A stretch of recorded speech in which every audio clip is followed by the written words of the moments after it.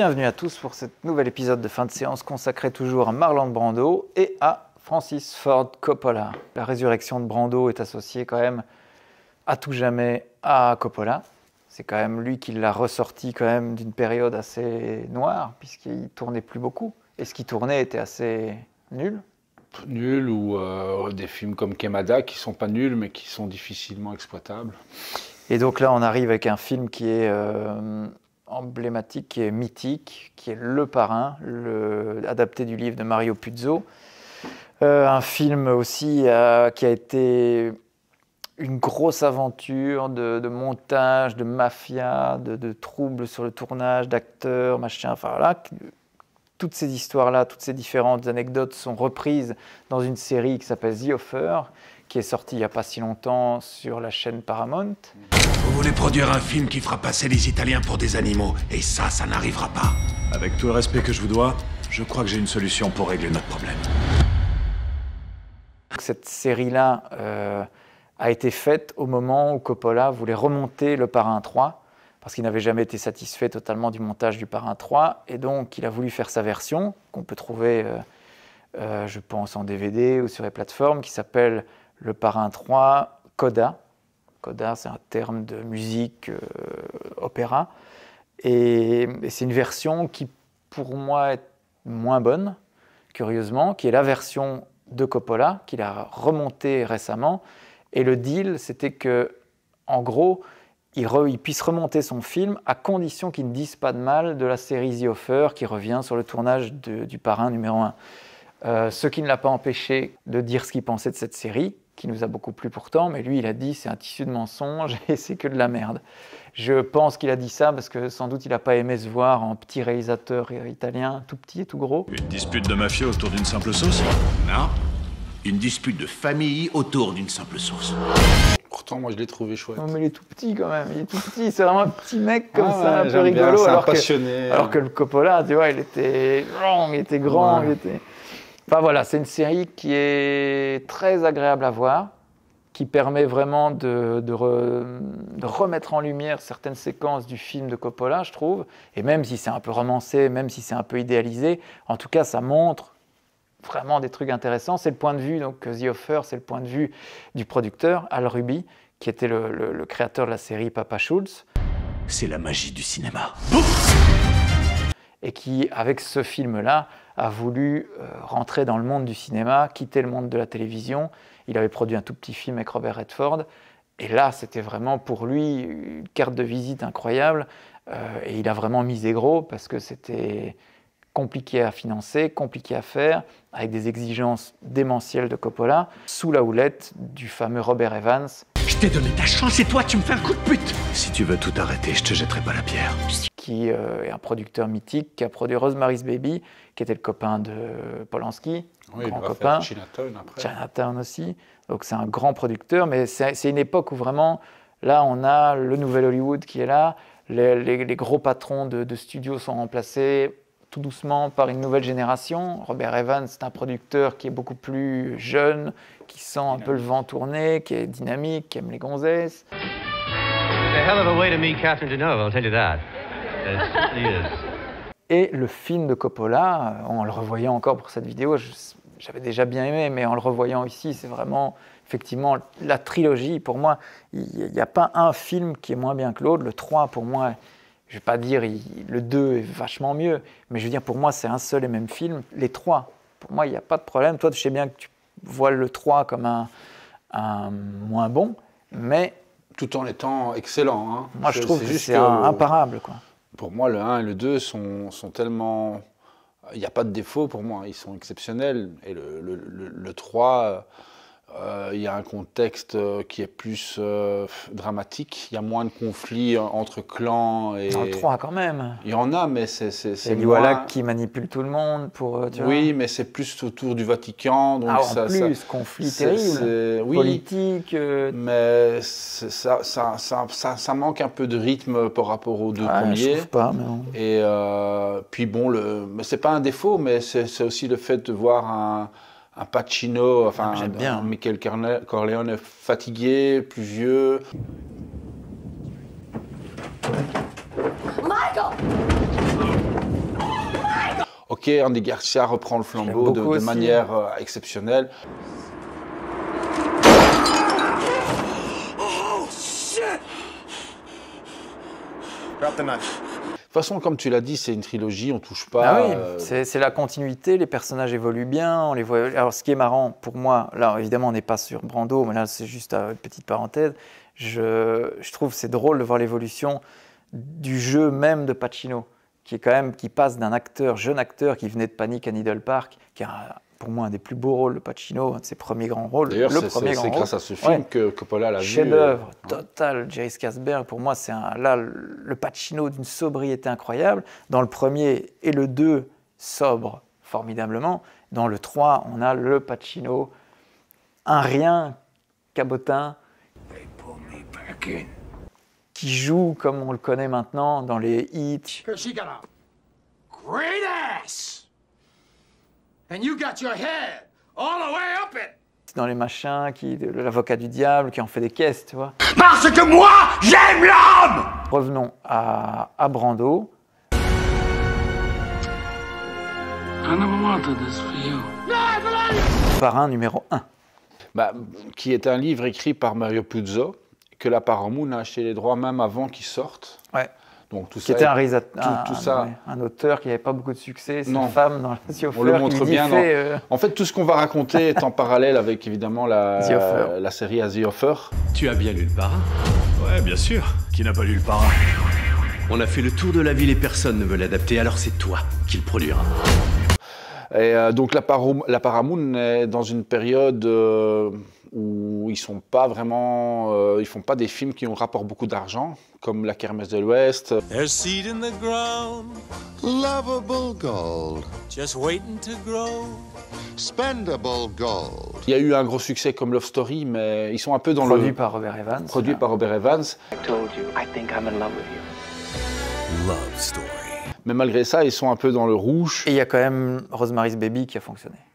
Paramount Pictures presents Mia Farrow in a William Castle production, Rosemary's Baby.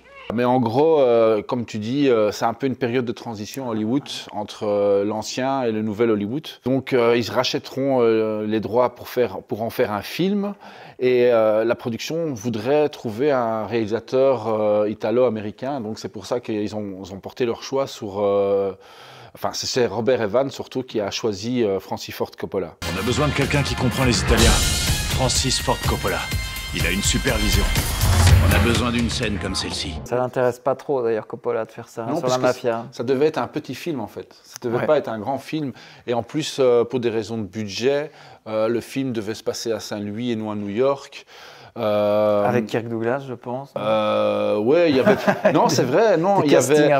Pour Michael Corleone, il y avait par exemple. Bon, c'était pas mauvais, mais ils avaient pensé à Robert Redford. Ils avaient pensé à Warren Beatty, Ryan O'Neill. Vraiment déjà rien que le James Caan est un peu en dehors du casting, tu vois. Il est un peu, c'est un peu la concession que Coppola a fait parce que Caan n'est pas totalement à sa place, quoi. Même s'il est formidable. Mais il est un peu. J'ai vu que James Caan, il a grandi dans le milieu de la pègre. Hein. Oui, mais voilà, dans la famille, tu vois, il tranche un peu, je trouve. Il a pas l'air du tout italien, je suis d'accord. Ouais, tu vois, mais il a ce tempérament qu'il y avait dans le livre, c'est-à-dire un peu violent.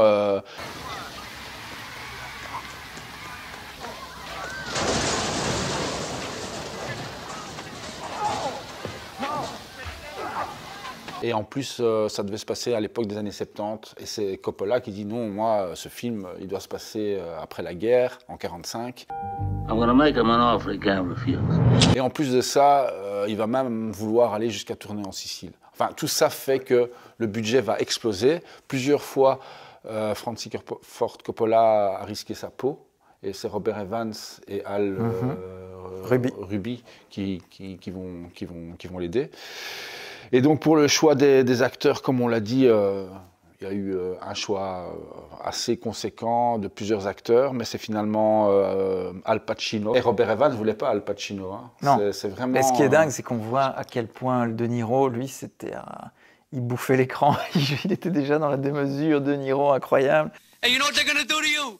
Hey, you know what you do when you knock somebody off? You take a gun, you shoot him right up against his fucking head. That's what you do. You get his brains all over your nice new Ivy League suit, Michael. That's what happens. Alors que le Pacino, il était tout rentré comme ça. I'm not doing sure how far to go. So he does it in this very indirect way. He doesn't say, look, my father is a criminal, a gangster who has been shot. And he kind of tells her little anecdotes. And at first, it's nice. Even when it's lighter, it's fine. But the scene is a serious scene. Luca Brasi held a revolver against Hallie's head, and my father told Hallie that either his signature or his brains would be on the contract. Oui, acteur génial, mais c'est ce qu'il fallait peut-être pour le début. Ah, c'était ce qu'il fallait pour Corleone, c'est sûr.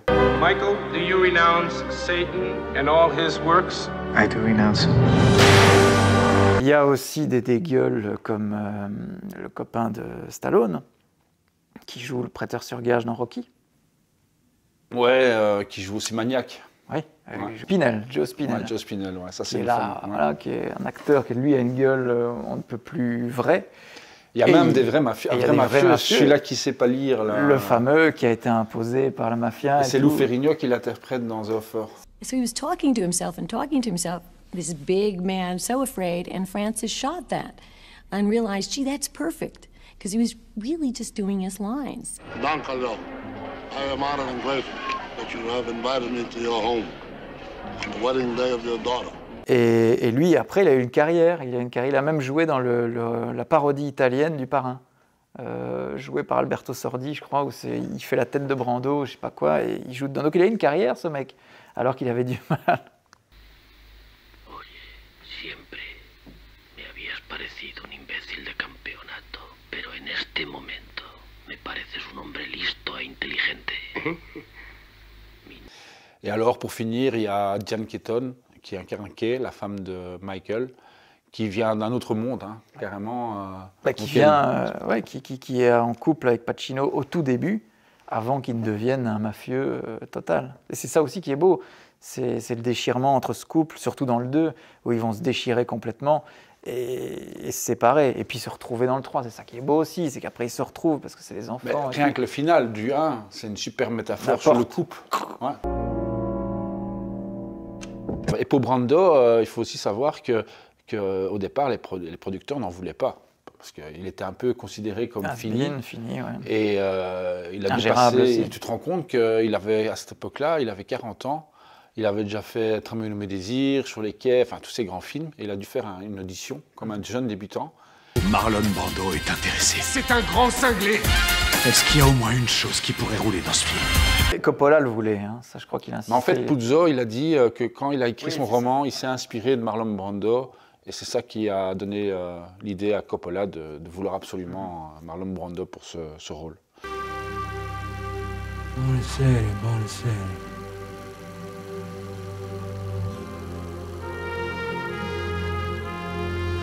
Et donc, si on peut faire une analyse du Parrain, je dirais que dès le début, Coppola fixe les règles avec cette introduction. D'un côté, il y a Don Corleone, le Parrain, et de l'autre, il y a ceux qui lui baisent la main et qui lui demandent des services.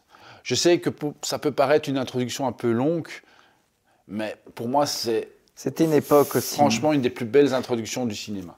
Mais pour moi, c'est pareil pour, effectivement, tu disais Cimino avec le voyage au bout de l'enfer, c'est pareil.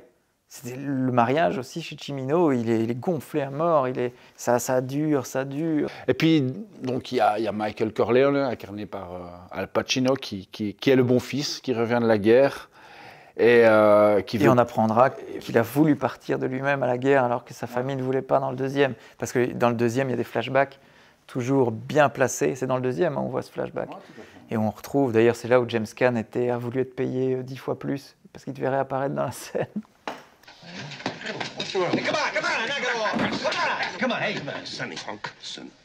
Et Brando était tellement cher que alors ils ont trouvé un... Il toque à la porte ou je sais pas. Voilà, c'est ça.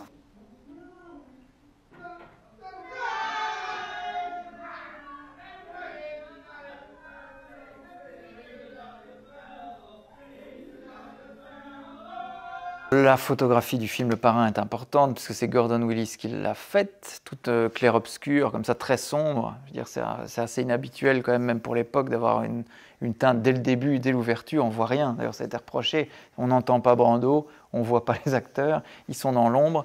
Et Gordon Willis a fait plus tard un film Fenêtre quelque chose, Fenêtre, je sais plus exactement le titre, Window. Someone broke in. He's never going to catch who did it. You can't live here anymore. I can't. You don't have to say anything you don't want to say. I can't. I want you to stay home. And don't let anyone in. Who is it? Hello? Je ne sais plus quoi, avec Talia Shire, qui est parente avec Francis Ford Coppola, sa sœur, qui sera évidemment Adrienne Rocchi. Ce film est intéressant, peut-être pas un film génial de Gordon Willis, mais qui est magnifique, ne serait-ce que pour la photographie et les images, qui est un film où Talia Shire se fait violer par un violeur en série et manipulée par une amie, extrêmement trouble, qui a été beaucoup critiqué. Je crois que même le réalisateur a désavoué le film parce que ça a été critiqué pour la représentation que ça donnait des lesbiennes. Voilà. En tout cas, le film, moi je l'ai vu récemment, il se laisse voir. Honnêtement, on peut lui laisser sa chance, ne serait-ce que pour les magnifiques images de Gordon Willis. Donc voilà, ça c'était pour la petite parenthèse technique, parce que l'image est importante. Mais la musique aussi.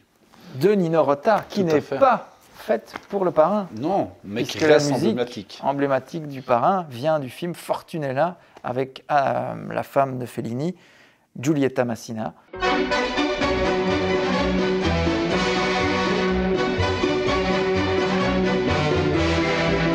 Et c'est exactement la même musique, exactement la même qui est reprise par Coppola et par Nino Rota dans ce film. Nino Rota n'est pas le seul compositeur, puisqu'il y a aussi le père de Coppola qui fait de la musique, qui fait la musique. Carmine Coppola qui... Le nombre de musiques italiennes aussi qui survolent le film. En gros, il a placé largement son père, et dans le 3, je crois qu'il n'y a plus que son père, et même dans le 2, est-ce qu'il y a encore Nino Rota, je ne sais plus. En tout cas, son père, il l'a vraiment... Il lui a donné une place énorme. Ne prends jamais parti contre la famille avec qui que ce soit, tu entends? Et une des autres grandes réussites du film, c'est certainement aussi ses décors, grâce à Dean Tavoularis, qui deviendra aussi un proche collaborateur de Coppola, qui notamment aussi dans Apocalypse Now.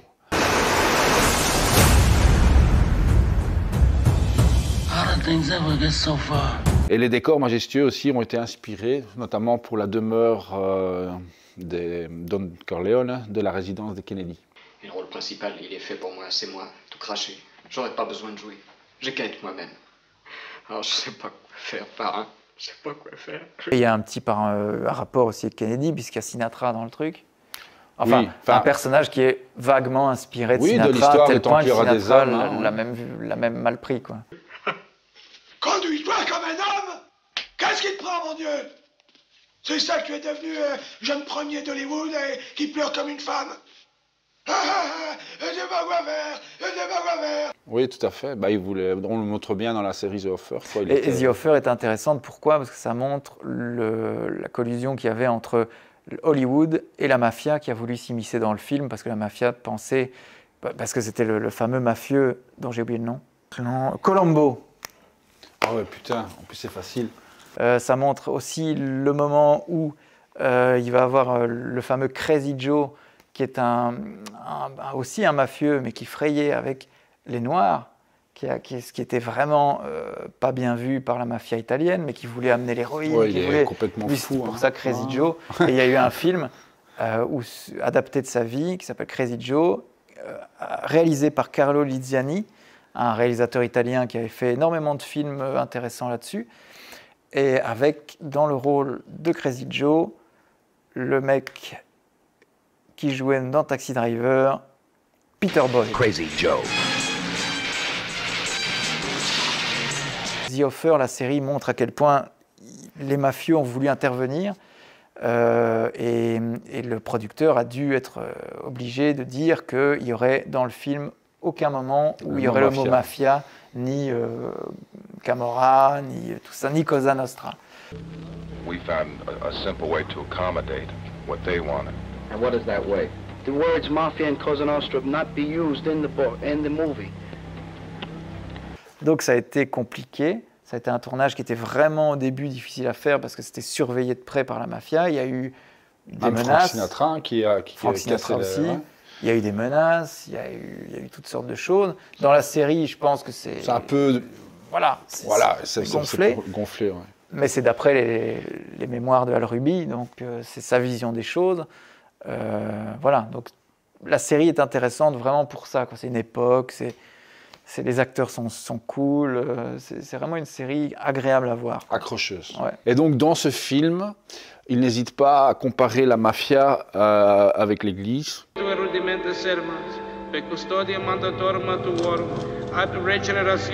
Qui a ses propres rituels. Ouais, ça va loin. Quoi. Et bah oui, il le montre de façon magnifique. Jusque dans le 3. Dans la scène finale. Ritzy, do you renounce Satan?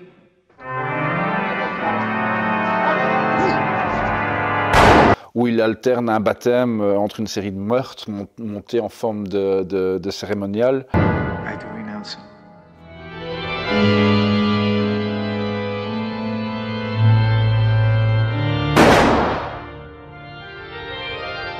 Et c'est là que Coppola nous met vraiment en lumière les contradictions de tous ces personnages qui sont pris d'une double vie. En un mot, magnifique. In nomine Patris, et Filii, et Spiritus Sancti. Michael Ritzy, go in peace, and may the Lord be with you. Amen.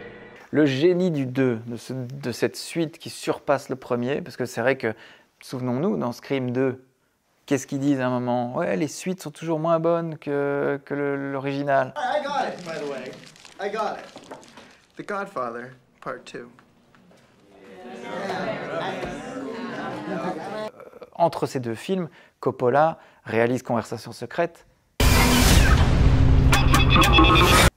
Aussi un très bon film. Oui, mais beaucoup plus intimiste, beaucoup plus simple à réaliser, parce qu'il en avait un peu souffert quand même, ce premier film. Donc là, il a fait un film avec Gene Hackman que j'ai toujours préféré à ses Parrains. Maintenant, je reviens un peu dessus, parce que je me dis que Les Parrains sont des films magnifiques, mais à l'époque, je trouvais qu'il y avait une simplicité en Conversation secrète. On en avait déjà parlé, parce que ce film avait été réalisé dans l'optique des cinémas, de la production, qu'avait, je pense, fait la Paramount, mais où le but, c'était qu'il y avait une association de réalisateurs, Peter Bogdanovich, Friedkin et Coppola, qui avaient droit à 1 million pour faire chacun leur film. Et il y avait eu, donc, pour Bogdanovich, Barba Papa, pour Friedkin, il n'en avait pas fait. Et pour Coppola, c'était Conversation secrète. Ça lui a valu la Palme d'Or, si je ne m'abuse, Conversation secrète, je ne sais plus. C'est possible.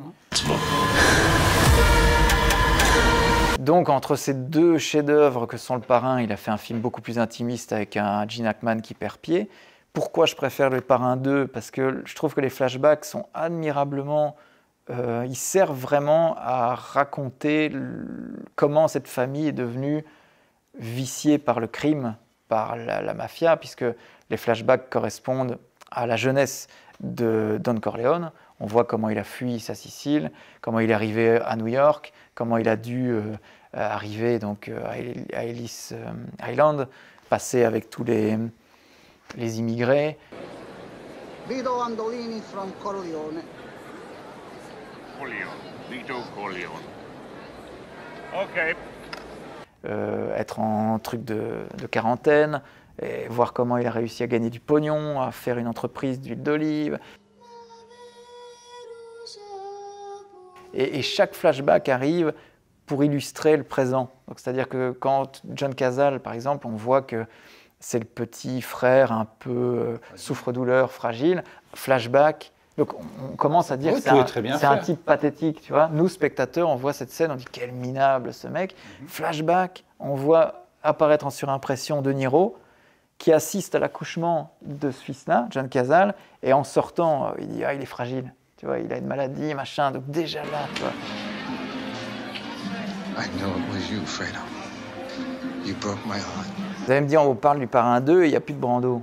Mais oui, mais il y a quand même un lien, parce que le mec, Hyman Ross, le parrain israélien, dans le Parrain 2, devait être incarné initialement, enfin c'est ce que voulait Coppola, par Elia Kazan, et sera enfin joué par Lee Strasberg. Donc il y a un petit lien, acteur studio.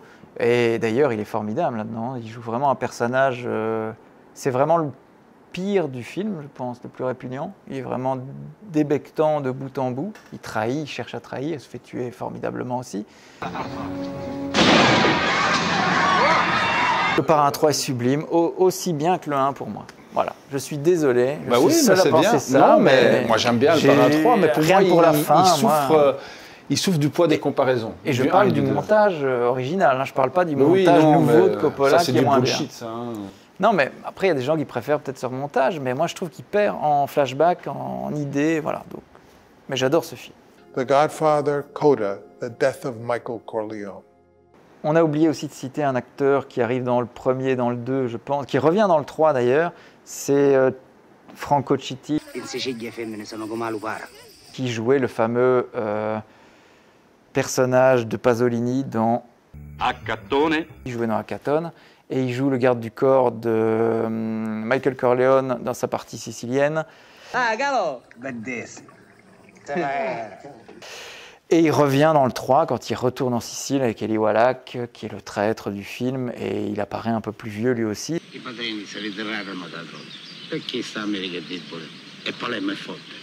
Je ne comprends pas comment on peut mal aimer un film qui clôture parfaitement cette trilogie. C'est très bizarre. Et quand tu parles de clôture, la grande, pour moi, réussite du film, c'est surtout sa scène finale qui est complètement bouleversante. Qui a un peu une relecture de l'homme qui en savait trop, hein, la scène où il doit tirer pendant l'opéra sur un certain moment, ou le moment où, bam, les cymbales.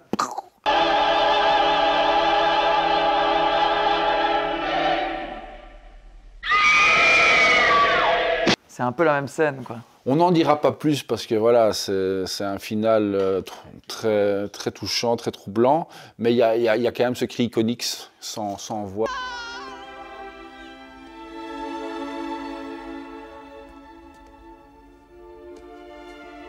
Donc pour moi, c'est une conclusion parfaite, hein, cette trilogie. Hein. Je trouve que je fais vraiment partie des gens qui ont aimé la troisième partie. C'est juste que voilà, si je dois comparer, c'est un légèrement en dessous personnellement, mais sans plus. Ouais, c'est difficile. Le ton est plus triste et moins violent. Voilà. Ouais, il y a des scènes de violence quand même. Oui, bah oui, ça reste un film. Quand même, avec Joey Zaza. Avec Joey Zaza. Hey,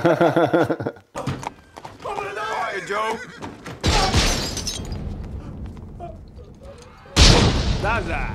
Comme ça s'était bien passé sur le tournage du Parrain 1, Coppola a décidé de réemployer Marlon Brando dans Apocalypse Now, se disant que ça allait être une partie de plaisir.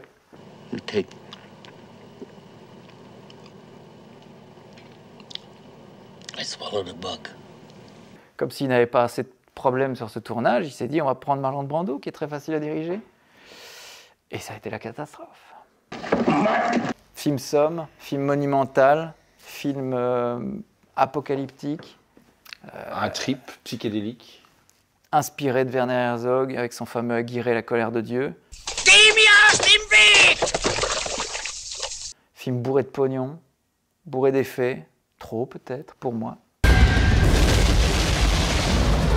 Mais un classique pour tout le monde. I love the smell of napalm in the morning. Bah, le film se passe à la fin des années 60, pendant la guerre du Vietnam, juste après l'offensive du Tet, où c'est à partir de ce moment-là que les Américains vont commencer à se rendre compte qu'en fait cette guerre, elle sert à rien.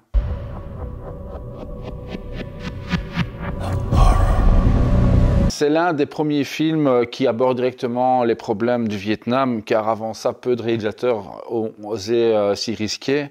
Il y a eu des films qui ont été faits un peu sous forme de métaphores, comme les films sur la guerre indienne qui s'appelle Le Soldat bleu de Ralph Nelson, ou alors Arthur Penn qui avec les Indiens, donc Little Big Man. Sinon... Beaucoup en ont parlé en creux de la guerre du Vietnam. Oui, MASH voilà. aussi, on a un peu parlé, mais il faudra quand même attendre quelques années. Par exemple, Michael Cimino avec Voyage au bout de l'enfer, qui en parlera un peu plus sérieusement. Parce que justement, avant ça, c'était plus des films de propagande, genre comme John Wayne a réalisé, c'est-à-dire Les Bérets Verts. Alors qu'il n'avait même pas fait, l'armée. Oui, John Ford aimait bien rigoler là-dessus. Oui, il n'était même pas foutu d'avoir été fait armée. Donc, Apocalypse Now est un film critique sur l'engagement, surtout que c'est vu du côté des Américains, gangrénés dans ce film, on le voit bien, par la drogue et les trafics en tout genre.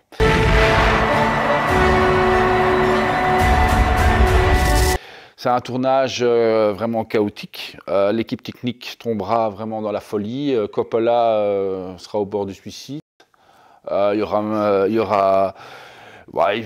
seront presque dans la banqueroute. Martin Sheen frôlera la crise cardiaque. Donc c'est un miracle que ce film a pu se terminer. Mais tout y passa, même les décors naturels, décors détruits, tempêtes. Le budget a dépassé de 15 à 30 millions de dollars, ce qui est énorme pour l'époque. Je pense qu'ils devaient rester 3 mois dans les Philippines, finalement ils en sont restés 16 mois. Ouais, au moins 200 jours de tournage. Donc presque un an. Et ce qui est marrant, c'est que c'est un film, c'était normalement le film que voulait faire Orson Welles avant Citizen Kane, parce que c'est adapté d'un livre de Joseph Conrad. Le cœur des ténèbres. Le cœur des ténèbres. Et ça aurait dû être fait d'abord par George Lucas en 16 mm. To do it in 16 mm in Vietnam. That was John's idea. I was the one that was going to have to go over and do it. Donc voilà, adaptation. Il y a d'ailleurs une nouvelle. Ça a été adapté. Pour échapper à ces démons. Ni foi, ni peur.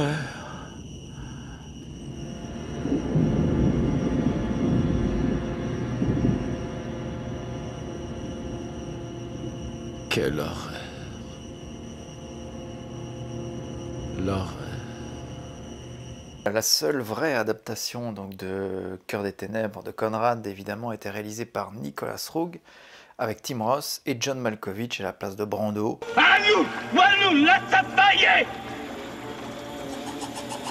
Alors certains y gagneront, d'autres pas. En tout cas, c'est une adaptation qui est vraiment fidèle au livre, à l'exception de quelques petits détails, mais vraiment il reprend toutes les étapes du livre, y compris des tout petits détails, la femme de Kurtz, enfin tout ça. On garde évidemment l'ambiance coloniale du livre. On y perd peut-être le Vietnam, mais en tout cas pour ceux qui ont lu le livre ou qui voudraient retrouver l'ampleur et l'ambiance du livre, foncez, c'est un superbe téléfilm, très bien réalisé par Nicholas Roeg. Nous massacrons tous! Nous allons passer en force! Pression maximum! Nous irons au dernier comptoir avec ou sans le consentement de Monsieur Kurtz. Et donc Coppola va pas réaliser vraiment un film de guerre, mais plutôt un film sur la guerre, saupoudré de réflexion, et c'est presque un tripacite sur de la musique psychédélique emportée par le son de Jim Morrison. C'est pas au sujet du Vietnam. It is Vietnam. C'est le Vietnam. It's what it was really like. It was crazy. C'était comment était Vietnam réellement, vraiment, c'était fou. And the way we made it was very much like the way the Americans were in Vietnam. We were in the jungle. On était au jungle. There were too many of us. Et on était de trop dans l'équipe. We had access to too much money. On avait accès à trop d'argent. Too much equipment. Trop d'équipement. And little by little we went insane. Et peu à peu, on est devenu fou. Donc le film explore des thèmes profonds comme la folie. Le travail de la lumière, qu'est-ce que tu en as pensé? C'est quand même pas mal aussi. Storaro, qui est encore une fois la lumière sauve tout, sauve surtout la performance de Brando. I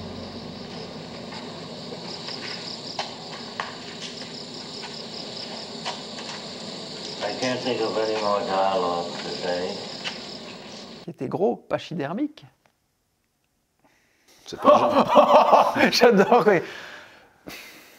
J'adore quand j'arrive à lui faire ça. Well, he was already heavy when I had hired him, and he promised me that he was going to get in shape, and I imagined that I would, if he were heavy, I could, use that. But he was so fat, he was very, very shy about it. And en fait, le personnage, normalement, était un mec complètement maigre, comme ça, sur un lit, en train de crever. Et là, on a un gros Brando bien nourri, tout chiant. Mystérieux, mystique. Ouais, mais on se demande comment il a fait pour bouffer. C'est ça le mystère, tu vois. Peut-être qu'il est cannibale et qu'il mange des hommes, on le sait pas, la folie, c'est ça que je te dis. Tu peux imaginer plein de choses. Il ne connaissait pas son texte, comme d'habitude, il voulait... Non, il a voulu changer. Il a retardé en plus il voulait changer carrément l'histoire. Non, mais c'est fou. Il voulait changer tout. Pauvre Coppola. Mais je sais. He realized that Marlon had never read Heart of Darkness, and it was a complete shock. Je sais, il était d'ailleurs après ça, bah oui, il tournera plus grand chose pendant 10 ans, je pense. Et en plus, Coppola qui pensait faire un mauvais film durant tout le tournage. This film is a $20 million disaster. Why won't anyone believe me? I'm thinking of shooting myself. On parle aussi du documentaire réalisé, enfin, qui a été filmé, le tournage a été filmé par sa femme, Eleanor Coppola, et ce film, Au cœur des ténèbres, se termine par une magnifique réplique, il faut lui laisser, Coppola qui dit « J'espère qu'un jour, plus tard, on aura des caméras plus petites qui nous permettra de faire des films comme des amateurs. » To me, the great hope is that now these little 8mm video recorders and stuff are coming around. Some just people who normally wouldn't make movies are going to be making them. And, you know, for once, the so-called professionalism about movies will be destroyed forever, you know, and it'll really become an art form. Et ça, je trouve ça assez magnifique, puisque c'est l'essence même du cinéma, c'est de revenir à une essence première du cinéma, c'est-à-dire de filmer comme des amateurs. Et il le fera, mine de rien, parce qu'après, il va découvrir le numérique, Coppola, même si j'ai jamais été très fan de ces films-là, mais il a fait Twixt, il a fait Tetro, il a fait L'homme qui arrêta de vieillir, je ne sais plus quoi, avec Tim Roth. Donc il a vraiment essayé d'expérimenter ces nouvelles technologies, pas toujours vraiment magnifiquement, mais il a au moins tenté de le faire. Et rien que pour ça, on peut le saluer. Et là où je te rejoins, effectivement, c'est qu'il y a certaines scènes peuvent faire penser au cinéma de Werner Herzog. Mais rien que dans la folie. Quand, avec le fleuve, quand ils arrivent et que tu vois tous les autochtones. Mais le problème, c'est que là, il y avait un côté, pour moi, tripal total dans le film de Werner Herzog, parce qu'il n'y avait pas de pognon, parce que ces gens-là étaient vraiment dans la nature, parce que c'était vraiment une caméra, un mec, des acteurs sur une barre qui risquaient leur vie à chaque machin, là, tu vois. Là aussi, dans le documentaire, il montre même qu'ils sont dans une tribu où ils se doutent peut-être qu'ils mangent des gens ou qu'ils coupent des têtes. Quand tu vois les sacrifices qu'ils font aux vaches... C'est normal. Oui, mais je veux dire, ça doit faire flipper quand même quand tu vois ça. Quoi. Je veux dire, non, mais je veux dire, ils n'étaient pas au Club Med, quoi. Faut pas non plus. Je pense que c'était deux tournages éprouvants, mais la seule différence, c'est qu'il y en a un qui avait du fric et l'autre qui n'en avait pas. Ça, c'est vrai. Et moi, je trouve que le côté avec beaucoup de fric, ça donne une espèce de dinguerie, de mégalomanie. On l'a expliqué, le fric, il a eu du fric. Pourquoi? Parce qu'il y a eu plein de problèmes aussi. Je veux dire, c'est pas voulu. Et puis les acteurs aussi. Brando, il prenait combien de millions pour cette scène de... 3 millions, je crois. Ouais, je sais. Tu vois. Ouais, mais ça c'est les producteurs. Mais bon, au final, ce film, je pense qu'il a quand même rapporté ses sous, quoi. Mais c'est vrai que sur le moment même, c'était vraiment un chaos, quoi. Et malgré ça, dans ce film, tu as aussi des scènes plus intimistes. Comme notamment la scène avec Willard, donc Martin Sheen, qui est opposé à ses supérieurs, et tu vois un jeune Indiana Jones. Of Colonel Walter E. Kurtz, your mission is to terminate the Colonel's command. Terminate. Terminate with extreme prejudice. Puis il y a aussi des scènes intimistes aussi dans les scènes coupées qui ont... Ça, j'aime pas. Avec des Français. C'est pas mal, mais c'est vrai que c'est... Ça, je peux comprendre qu'il les a enlevés. Ouais, mais moi je suis jamais pour les directeurs scott. Là, on est dans le truc que tu dis quand c'est un peu. Alors là, oui. Mais moi, c'est pour ça que j'adore. La scène est intéressante, mais c'est vrai que c'est chiant. Dans ce film, il y a tout pour moi. Il y a surtout Martin Sheen. Il y a Martin Sheen. Qui est. Why did you come back? Très belle parodie aussi dans Hot Shot numéro 2. C'est son fils. Où Charlie Sheen croise Martin Sheen. Ils étaient super dans Wall Street. Au début, j'ai cru qu'on m'avait donné le mauvais scénario. Mais non. L'apocalypse était now. Quelle carrière, ce Brando. Sorti premier de West Point, le Japon, la Corée, 120 sous en parachute. Des batteries de médailles. Tu étais épatant dans Wall Street. C'est génial, donc ça... Mais Martin Sheen, moi j'adore cet acteur. Encore un acteur qui était presque un nouveau James Dean, tu vois, dans la balade sauvage, James Dean en possible, hein. Bah oui. Et qui n'a pas eu la carrière qu'il méritait, tu vois. je ne sais pas si c'est lui qui était ingérable, qui était peut-être alcoolo, Des machin, mauvais si choix, tu veux. peut-être. Les mauvais choix, parce qu'après, il est devenu un super second couteau. Mais génial, hein, un acteur incroyable qui a joué dans Dead Zone, qui a joué des personnages magnifiques jusqu'à aujourd'hui. La série Grace and Frankie avec Jane Fonda et Lily Tomlin, il joue un mec qui découvre son homosexualité à 80 ans. Super série, mais il n'a jamais eu les rôles forts. Il les a eu au début, quoi. Et voilà, c'est dommage, parce que moi j'adore cet acteur. Il y a un autre acteur qui revient souvent dans nos fins de séance. C'est un acteur que tu adores, Robert Duvall. I love the smell of napalm in the morning. You know, one time we had a hail bomb for 12 hours. When it was all over, I walked up. Mais tu vois, ça aussi, c'est des scènes qui sont dues à John Milius, évidemment, qui était un fan de surf. John Milius, c'est Conan le Barbare, The Big Wednesday, que tu as vu, tu vois, avec les surfeurs. C'est lui qui avait fait le scénario, même s'il a été réécrit après, mais c'est le scénario de John Milius. Et là, c'est une des scènes, totalement, là, c'est la zootrope. Et c'est une scène qui est totalement à la fois... Parce que lui, c'est aussi un mec qui est... Tu vois, il montre l'absurdité de la guerre, mais c'est un réalisateur aussi qui aimait la guerre, lui. Hein. C'était un mec qui plutôt de droite, quoi, hein, qui est plutôt pour... je ne vais pas dire, oui, pour les armes à feu, pour les machins, patriotes, tout ça. Donc il y a ça aussi dans le film. Et c'est vrai que Duvall est incroyable dedans, mais c'est des scènes fortes. Mais pour moi, je ne sais pas, il y a des scènes fortes. Folie, quoi, c'est oui, la folie. Ouais, mais c'est une folie. Et c'est pas gratuit, hein. C'est comme ces trucs avec ces playmates, la scène des playmates. Ouais, mais c'est ennui, quoi. Ouais, t'imagines ces hommes, ils montrent des hommes qui n'ont plus vu de femmes depuis des mois, et puis ils arrivent là en hélicoptère à moitié à poil. Ouais. Ça m'ennuie. Tu vois, il y a un côté, c'est une métaphore de la Beatlesmania, mais sexiste. Alors, il y a d'autres acteurs, tu sais, qui sont... Laurence Fishburne, qui était jeune, qui avait 16 ans, je sais pas quoi. Et déjà là, il crève l'écran, quoi. Il y a plein d'acteurs. Denis Hooper, bon, oui, ok, il est un peu barré, je suis d'accord, mais il est pas mal, quoi. Et Harvey Keitel, qui aurait dû jouer à la place de Martin Sheen, qui a été viré. Et ça, je suis totalement d'accord, parce que je ne l'aurais pas vu du tout dans le rôle. Harvey Keitel aurait été totalement à côté, je trouve. C'est possible, je sais pas. À cette époque-là, hein, je trouve pas qu'il aurait été intéressant dans ce rôle-là. Taxi Driver, tout ça. Oui, mais je sais pas, il est devenu intéressant plus vieux, je trouve. Plus il a vieilli, plus il est devenu intéressant. À partir de Bad Lieutenant, il est monstrueux, quoi. Mais à cette époque-là, il jouait d'ailleurs beaucoup en Europe. Hein. Il a beaucoup fait de films en France, Une pierre dans la bouche, des films comme ça. Il a joué pour James Toback, où il est magnifique. Mais Martin Sheen, je ne sais pas s'il était compliqué, mais il s'est donné à mort. Au sens propre et figuré. Il était ivre-mort et m'a rappelé une période noire de ma vie où effectivement j'étais pas mieux que lui. Ouais, parce qu'il est réellement défoncé. Il était réellement alcoolo, là. Hein, dans la scène où il danse. Où il se pète. Il se pète vraiment la main. Il évalue mal la distance entre le miroir et sa main, un clac.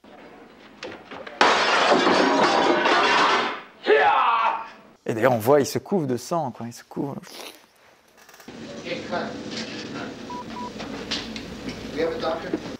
Mais acteur, et il est à poil. Et il finit à poil. D'abord en slip, puis à poil. Et oui, on a dit aussi arrêt cardiaque. Il a fait plusieurs crises cardiaques, je crois, durant le tournage. Et d'ailleurs, il le sentait parce que quand il a repris le rôle d'Harvey Keitel, il a dit qu'il avait peur de se lancer là-dedans parce qu'il n'était pas au meilleur de sa forme. Tu vois, il sentait qu'il n'était pas. Pourtant, il a 36 ans. Hein. Oui, mais les problèmes cardiaques. Je l'ai vu ici même. Dans cette salle, je me suis refait avec un ami le film, comme ça on était à deux, on a vu le film, ouais. On était contents de le revoir. Il y a probablement plein de gens qui seront de ton avis. Je suis pas sûr, hein. Si. Pas beaucoup. Mais, et alors je l'avais vu quand j'étais adolescent, je crois, donc Apocalypse Now, et je l'ai revu ici dans les années, on est en 2025, je l'ai vu sans doute 2020, un truc comme ça. Donc je l'ai revu à la fois tout gamin et adulte. C'est un film qu'on se doit de revoir au moins tous les deux. Donc je l'ai revu pour tu vois, pour pas salir le film sur un souvenir de gosse, quoi, tu vois. Je l'ai réhabilité, mais je me suis fait un petit peu chier. Dommage. En commentaire, incendiez-moi, dites-moi quel connard ce mec. Non, parce que voilà, il y a de tout. Mais allez voir Aguirre, La colère de Dieu.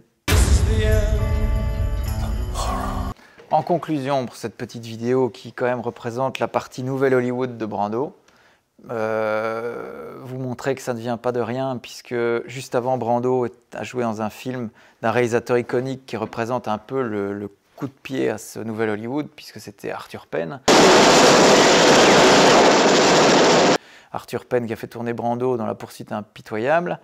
C'est une décennie étonnante parce que la fin d'une vieille Hollywood qui est fin des années 50, tout ça, début 60 jusqu'à Easy Rider, il y a quand même pratiquement 10 ans où les films ne sont pas encore révolutionnés par ces entre réalisateurs. Cléopâtre et Easy Rider. Ouais, c'est étonnant parce que tout d'un coup, tu as des films qui commencent déjà un petit peu à devenir ce que va être le nouvel Hollywood, mais tout en étant un peu cadenassés dans les studios. Et La poursuite impitoyable représente ça, je trouve.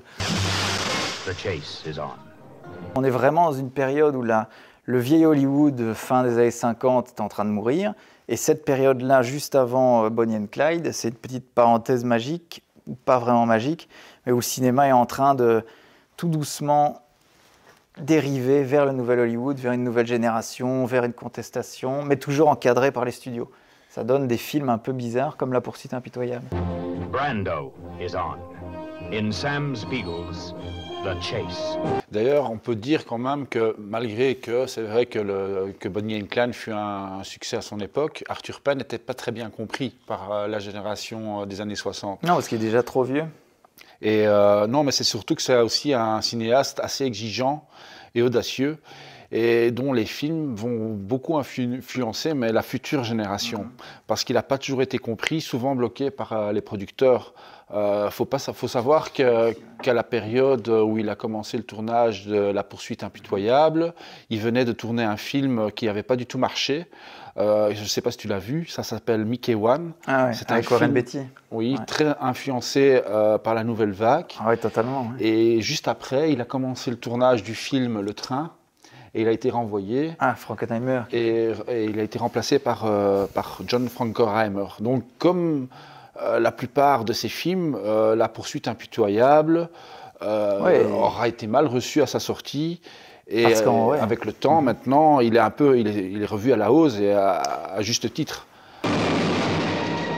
The explosive world of The Chase. Ça aurait dû être réalisé justement au moment du Nouvel Hollywood. C'est ça, vraiment, ce film-là aurait été réalisé quelques années plus tard, il aurait été totalement accepté, mais là, c'est à la fois un film traditionnel, mais avec des sujets forts. Des sujets, ouais, c'est ça que les sujets sont terribles, et en même temps, il y a le studio qui est là pour essayer de le mettre sur les rails.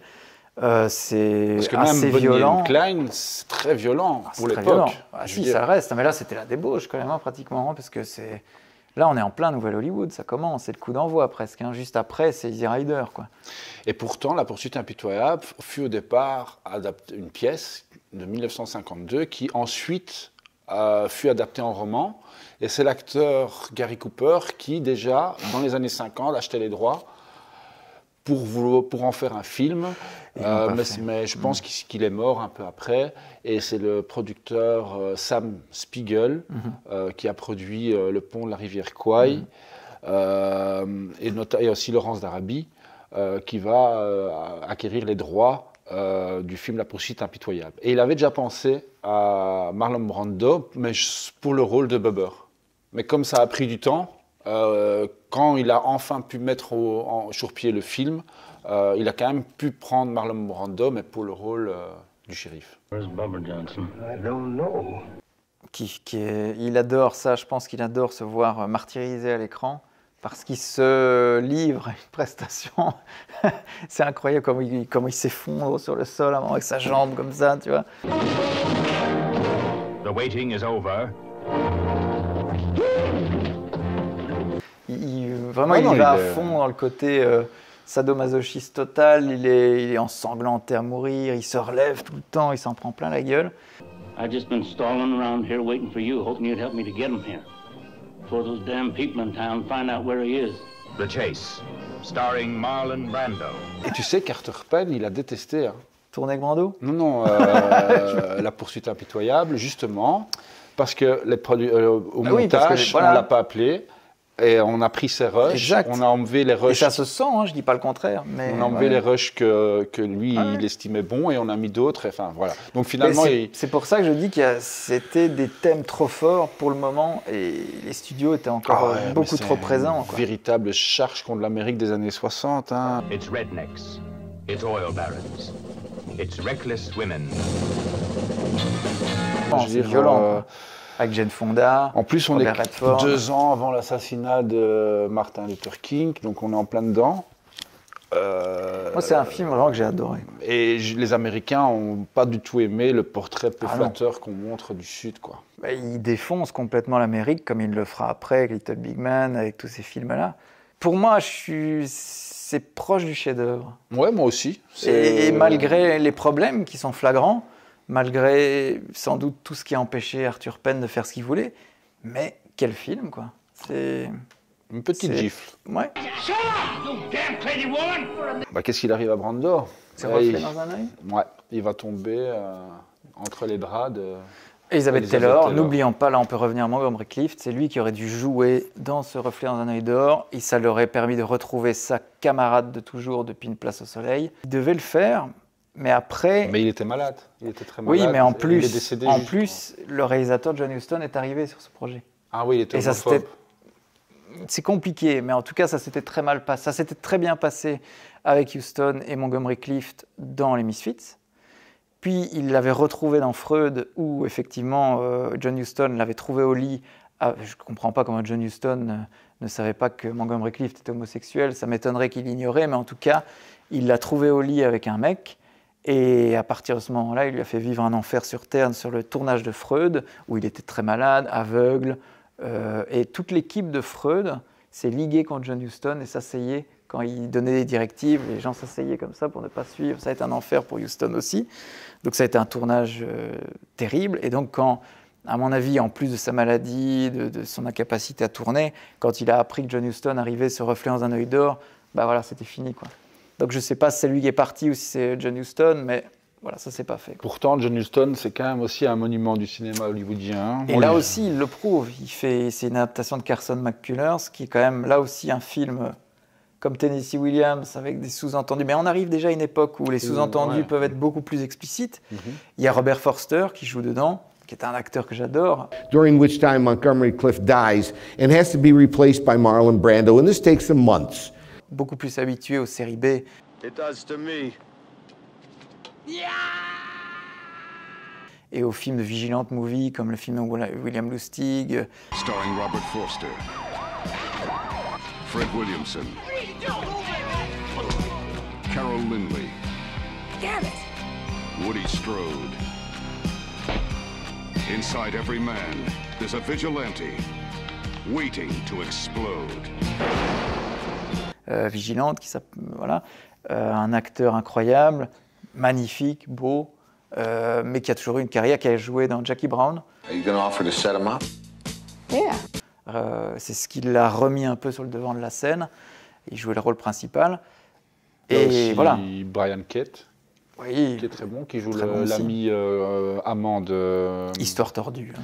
Et alors surtout Julia Reese, qui joue une femme dépressive et suicidaire, qui va jusqu'à se découper les tétons avec un sécateur. C'est pas mal, hein. Franchement, on est en 67, hein. Mais tu vois, je te dis, c'est la période. C'est-à-dire que ça, tout d'un coup, tu pouvais faire et ça t'a amené au Nouvel Hollywood. Tu as une période comme ça où c'est hallucinant. C'est un cinéma qui commençait à explorer des trucs qu'il n'avait jamais explorés, qu'il le faisait d'une façon... Enfin, ce film-là, d'une glauquerie incroyable. Ouais, non, mais c'est un film, pour moi, envoûtant à la fois... Envoûtant, tu as regardé quel montage? Parce qu'il y a le montage en couleur normale et il y a le montage en doré.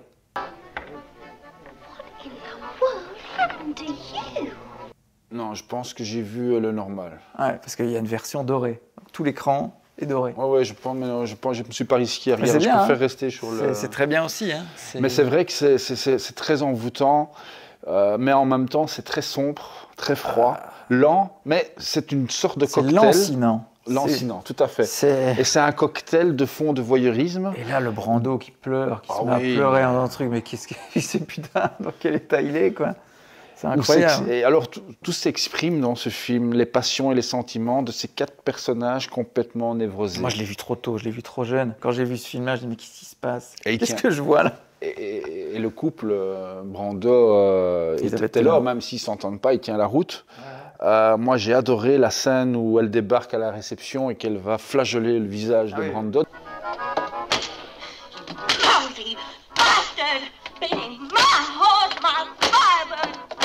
Et la façon que John Huston a de filmer les espaces tout en faisant découvrir des univers très clos et fermés, c'est vraiment une des réussites du film. Notamment, j'ai aimé sa façon d'éclairer le moment où on voit Elizabeth Taylor nue monter à l'escalier. On voit rien. Espionné par Robert Forster. Voilà. Ça, parce que c'est bizarre. C'est un soldat qui espionne Elizabeth Taylor et c'est Brando qui espionne le soldat. Bah oui, c'est un jeu de rôle. Donc c'est de l'homosexualité refoulée à crever qui va exploser à la fin du film. Are the stars who have never done what they do now. In Reflections in a Golden Eye. Et ça montre vraiment que Huston a exploré des films totalement différents tout le long de sa filmographie. Ah oui, non, mais lui, il est très varié et très riche. Très varié, et il a pratiquement à chaque fois réussi, c'est étonnant, quoi. Marlon Brando. I swear I'll kill you! Reflections in a Golden Eye. Et donc, en conclusion, c'est dommage, mais ce film aura été un échec public. Ça peut pas marcher, et critique. On est encore dans la poursuite infernale, c'est des sujets beaucoup... Mais c'est bizarre qu'un tramway nommé Désir marchait, alors que ça ne marche pas. Sans doute parce que le traitement dans le tramway nommé Désir, comme je l'ai dit, était plus censuré, tu vois. Les thèmes abordés étaient plus cachés. Alors que là, d'un coup, les thèmes abordés sont quand même très frontaux, quoi. On les voit fort. Ouais, c'est peut-être ça, hein, j'en sais rien. Je sais pas, mais parce c'est vrai que... c'est les mêmes thèmes que le tramway, hein. L'impuissance, le fait qu'il préfère les mecs, homosexualité refoulée, tu vois, la nana qui baise avec des petits jeunes, tout ça est aussi glauque, quoi. Mais c'est montré de façon plus détournée. Et puis c'est comme on l'a dit, hein, c'est une époque de transition. Peut-être que le grand public n'était pas encore prêt pour ce genre de film. Ouais. Mais oui, un film à conseiller. Et donc voilà, jusqu'après ça, Brando va continuer à tourner des films compliqués, ambitieux, dans le sens comme Quemada ou... Et ça, ce sera pour l'épisode prochain. Ça sera pour l'épisode prochain, mais sinon, ces autres films seront compliqués. Il faudra attendre Le Parrain pour qu'il soit réhabilité à sa juste valeur.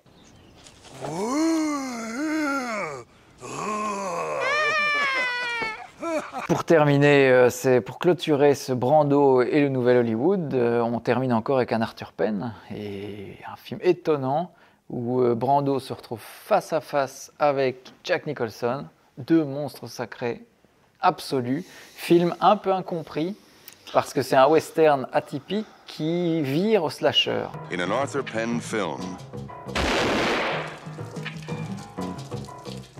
The Missouri Breaks. Un film qui est, à mon avis, très influencé par les slashers, parce que ce western qui commence comme un western révisionniste typique des années 70 à Hollywood, le film bascule dans un film où Marlon Brando devient un tueur en série. Et il va se mettre à tuer, parce qu'il disparaît complètement, et il devient une entité invisible qui se met à tuer petit à petit les gens qui entourent, et à se transformer en femme. Et on a vraiment un film complètement barjot où il devient un boogeyman absolu. Donc c'est un film étonnant, magnifique, enfin atypique. Oui, voilà, atypique. Mais très intéressant. C'est un film qui a eu du mal à se faire, puisque au départ, Arthur Penn n'avait pas vraiment le budget pour faire ce film. C'est qu'après, quand on lui a proposé deux stars à succès du moment, Jack Nicholson qui venait de son succès de Vol au-dessus d'un nid de coucou, et Marlon Brando revenait de deux gros succès, Le Parrain et Dernier Tango à Paris. Mais bon, la préparation, elle fut un peu trop rapide. Le tournage fut quand même compliqué, surtout, il faut le reconnaître, à cause de Marlon Brando qui changeait à chaque fois le dialogue, qui était un peu compliqué lors du tournage. Y compris avec Nicholson. Et qui s'entendait apparemment pas trop non plus avec Jack Nicholson. Pourtant, je suis d'accord avec Stéphane, tout n'est pas mauvais, et je considère moi aussi Missouri Break comme un beau film, en tout cas comme un film réussi. Une petite mention pour John Williams. Qui fait la musique. Qui fait la musique. C'est vrai. Qui avait déjà fait Dans la mer. C'est 76, donc je sais pas, peut-être c'est juste avant ou après. Donc... Voilà, un film, en tout cas, pas nécessairement à conseiller, mais qui vaut mieux que sa réputation. Tout à fait. Voilà. Ce qui clôture cette vidéo concernant Marlon Brando et le Nouvel Hollywood, qui a débuté avec Arthur Penn, qui finit par Arthur Penn, et au milieu de tout ça, du Coppola à son apogée, et un Brando en pleine renaissance. Renaissance, une deuxième vie. Voilà. Le troisième épisode de fin de séance troisième et dernier épisode, ce sera pour dans quelques semaines. Et là, on revient à un Brando plus européen, puisqu'il va aussi, à la fois ici, découvre une deuxième jeunesse avec Coppola aux États-Unis, mais il va aussi découvrir une deuxième renaissance en Europe avec Bernardo Bertolucci. Et ça, c'est pour le troisième épisode de fin de séance. À bientôt. Bonsoir.